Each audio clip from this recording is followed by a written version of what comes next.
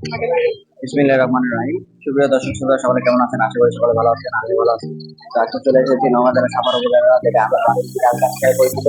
তো আজকে এই উপজেলায় যে আন্দোলন এবং প্রাইস কিরকম এই সম্পর্কে আপনাদেরকে বিস্তারিত দেখাবো এবং বিস্তারিত জানার চেষ্টা করবো ইনশাআল্লাহ। তো আমার পাশে হয়তো এক ভাই আছেন, যে আম নিয়ে আসছে। তো আজকে বাজার কেমন যাচ্ছে? মোটামুটি ভালো, খারাপ না, ভালো। গতকালকের তুলনায় আজকে আজকে 200-300 করে বাড়তি। বাড়তি। কালকে কত করে গেছে?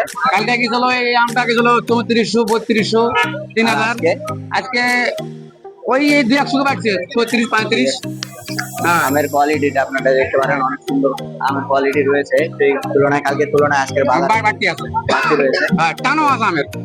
টানও আছে। আম খালি বয়ে গেছে।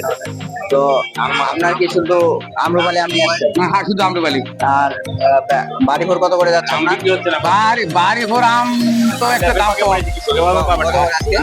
আজকে 2200, 2100, 1800, হাজার হাজার টাকা, লাখ লাখ টাকা হারিয়ে দিলে না, এটা ঠিক। বাগানালা এটা কোয়াবেটি কত পাইছে বেটা? বাগান তো হারিয়ে লস।